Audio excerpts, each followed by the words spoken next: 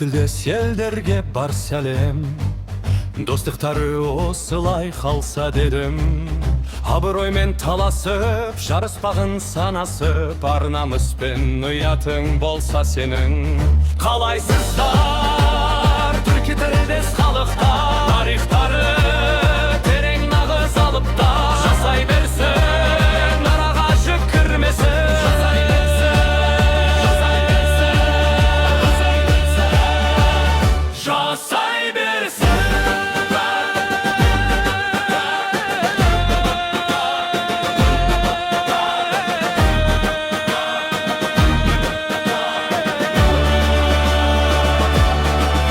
Түркітілдес қауымбыз, жұртшылықпыз, бөрілердей болқынып, жолқыныппыз. Аға және ініміз, ортақ ислам дініміз, көк аспанға қырандай құлшыныппыз.